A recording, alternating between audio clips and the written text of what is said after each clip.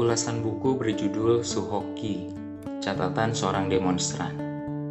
Dinarasikan oleh Yoga Pawaguna, diambil dari tulisan berjudul Mencatat Sebuah Catatan Seorang Demonstran, Suhoki, yang ditulis oleh Diah Murwaningrum dan dimuat di seratpena.com. Suhoki, nama yang jarang diketahui oleh generasi milenial.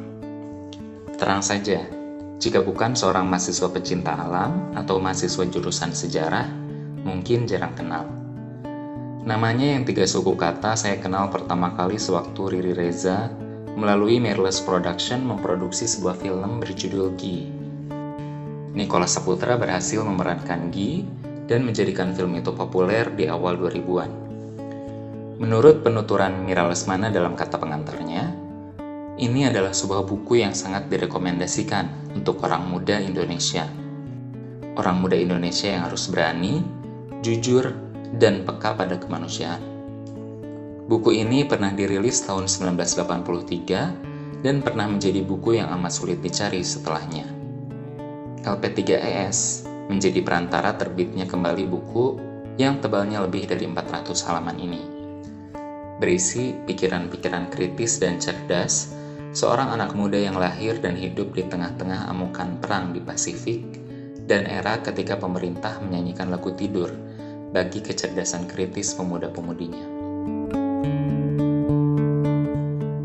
Membaca buku ini membuat pembaca disulut kesadaran untuk melihat kembali masa lalu dan juga masa kini. Cara pandang Gi terlalu maju bagi anak-anak seusianya. Gi sudah membaca karya-karya sastra dunia ketika anak-anak SMP di zaman ini masih memikirkan cinta monyetnya. Makin dewasa, Gi makin geram dengan kesenjangan sosial, ketidakadilan, dan cara pemerintah memperlakukan warganya. Saat itu, Indonesia dipimpin oleh Soekarno, presiden pertama dan pendiri negara ini. Tak ada yang menyangka bahwa Gi akan terus hidup panjang, mati muda, dan terus muda. Tulisan-tulisannya yang panas terus membara, terus muda dan menyulut jiwa idealis pemuda di berbagai zaman. Keadilannya dalam berpikir membantu nuraninya untuk menggerakkan tubuhnya lebih berani dari manusia lainnya.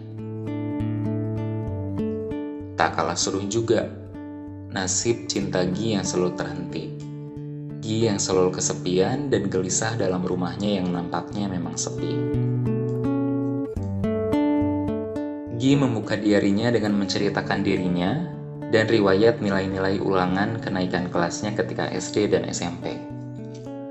Catatan layaknya seorang anak kecil. Gi bukanlah anak yang tak punya urusan lain selain belajar. Dia mengurusi berbagai hal.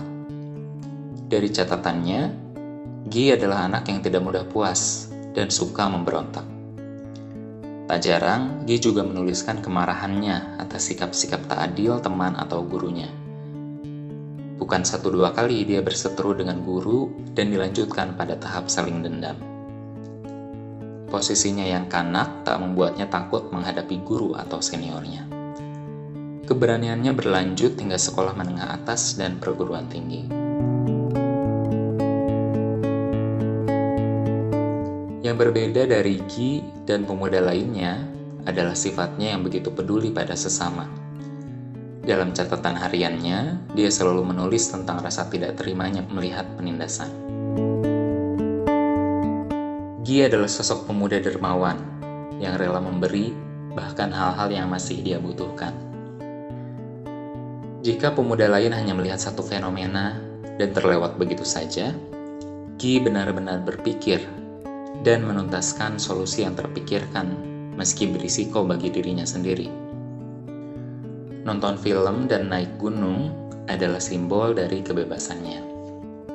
Gi menghidupkan kegiatan kampus dengan diskusi film dan mapala.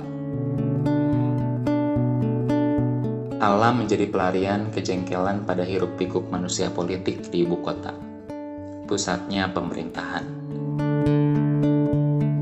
Mandalawangi adalah salah satu gunung yang akrab dengannya dan menjadi tempat terakhir kebersamaannya dengan teman-teman mapalanya. Tahun 59, Saat Soekarno masih berkuasa, Gi melihat orang yang makan buah mangga di tempat sampah. Dia bukan pengemis, juga bukan orang gila. Dia hanya lapar, saking tingginya harga-harga saat itu. Gi berjanji akan selalu konsisten membela orang-orang yang diperlakukan tak adil, dan bukti integritasnya dibawanya hingga tiada. Gi juga sering membahas tokoh-tokoh besar dunia dalam catatan-catatannya, seperti Tony B, Marx, dan serentetan nama-nama filsuf Eropa.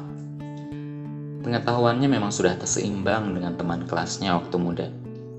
Gi selalu mencoba menyulut pemikiran dan nurani untuk terus memiliki empati pada sekeliling.